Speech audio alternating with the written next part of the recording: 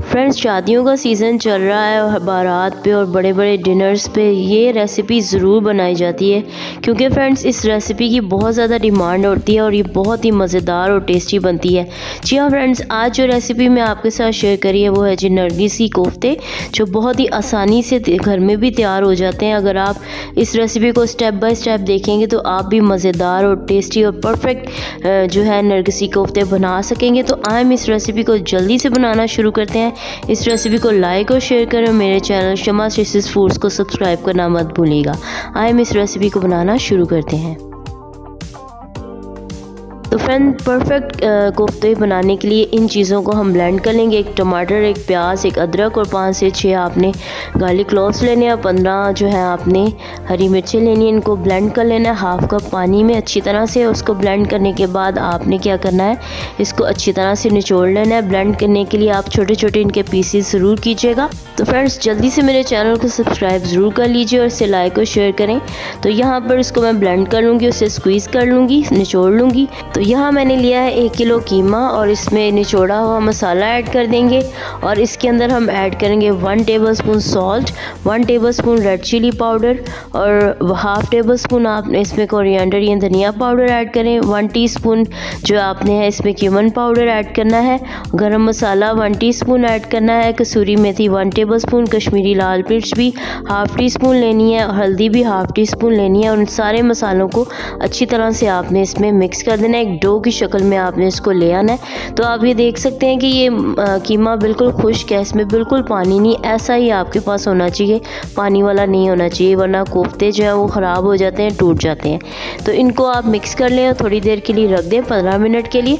15 minute के बाद आपने क्या करना है, अब इसको कोफ्तों को तैयार करना है। तो फ्रेंड्स, यहाँ पर ये रेडी है। अब हम क्या करेंगे, इसमें मैंने यहाँ पर कुछ अंडे भी बॉईल करके रखे थे, इनको छील के ठंडा कर लिया था।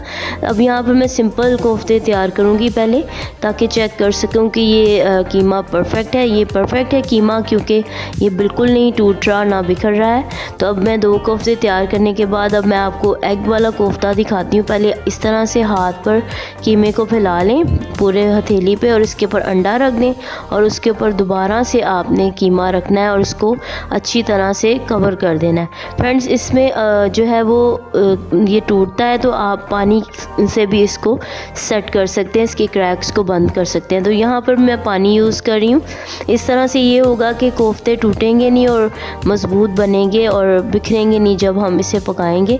तो ये देखें, यहाँ पर ये थोड़े थोड़े क्रैक्स हैं। तो अब मैंने पानी लिया है, पानी से इसके जो क्रैक्स हैं वो फिल अप हो जाते हैं और अच्छी तरह से आसानी से जो है वो कवर हो जाता है। फ्रेंड्स, पानी लगाते जाएं और साथ साथ क्रैक्स को आप पिंच करें तो ये पूरी तरह से कवर हो जाता है।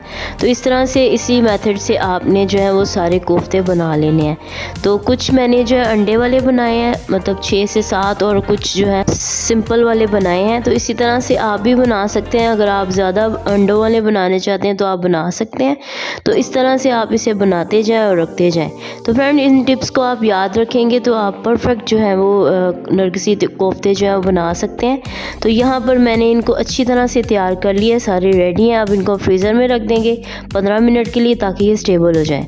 तो अब ग्रेवी के लिए ये मसाले तैयार करेंगे। 2 प्याज, 2 टमाटर, 1 अदरक का पीस, 5 से 6 क्लोव्स और 10 से 15 हरी मिर्च। इनको ग्राइंड कर लेंगे, इनको निचोड़ने की ज़रूरत नहीं है। अब यहाँ पे एक पतीले में हम 2 चॉप किए हुए प्याज लेंगे और हाफ कप ऑयल डालेंगे और उसको फ्राई कर लेंगे। और जब ये फ्राई हो जाए, ब्राउन हो जाए, इसमें ब्लेंडेड मसाला ऐड करेंगे और इसके अंदर सारे जो स्पाइसेस मैंने मेंशन किए ये ऐड कर देंगे। फ्रेंड्स, आप अपनी मर्ज़ी से भी स्पाइसेस को जो है वो आप कम या ज़्यादा कर सकते हैं।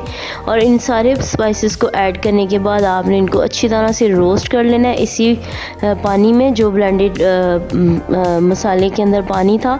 तो इसको आपने इसी तरह से मिक्स कर लेना है। और जब ये इस तरह जो है ऑयल छोड़ दे तो इसमें 1 कप आपने दही ऐड करनी है और दही ऐड करने के बाद इसको अच्छी तरह से आपने पका लेना है। तो जब इसमें बॉयल आ जाए, इसमें जो है आपने 3 कप आपने पानी ऐड करना है।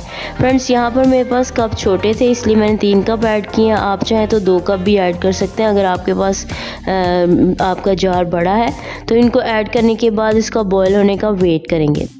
जब ये बॉयल हो जाए तो इसके अंदर हम कोफ्ते ऐड करेंगे 1 बाय 1 एहतियात से, ताकि आपस में चिपके नहीं। और फ्रेंड्स, इस बात का आपने ख्याल रखना है कि इन कोफ्तों को ऐड करने के बाद आपने से चम्मच से बिल्कुल नहीं हिलाना और ना ही पैन को हिलाना है, वरना नरगिसी कोफ्ते जो है वो टूट जाते हैं। मैंने आपको अक्सर अपनी रेसिपीज़ में बताया है, लेकिन यहाँ पर आपने पैन को भी शेक नहीं करना। इसको कवर कर देंगे, 20 मिनट के लिए पकने देंगे। 20 मिनट के बाद जब दोबारा हम खोलेंगे तो हम इसे चम्मच से हिला सकेंगे, क्योंकि कोफ्ते जो है हमारे पक चुके होंगे। तो यहाँ पर मैं कुछ आलू भी ऐड कर रही हूँ, ये ऑप्शनल है, अगर आपको पसंद है आप ऐड कर सकते हैं, अगर नहीं पसंद करें तो आप इसे स्किप भी कर सकते हैं। तो इन आलूओं को पकाने के लिए 15 मिनट हम इसे ढक देंगे ताकि आलू भी गल जाएं, तो हमारी जो ग्रेवी है वो गाढ़ी हो जाएगी और तैयार हो जाएगी। तो अब हम इसे कवर कर देते हैं। तो 15 मिनट के बाद हमारी जो ग्रेवी है वो तैयार हो गई है। देखिए कितनी ज़बरदस्त लग रही है। इस पे ऊपर हम अब धनिया स्प्रिंकल करेंगे और अब मैं आपको डिश आउट करके दिखाती हूँ। ये देखिए कितने ज़बरदस्त और मज़ेदार बने हैं, और इस वक्त मेरे किचन में बड़ी ज़बरदस्त इसकी खुशबू आ रही है।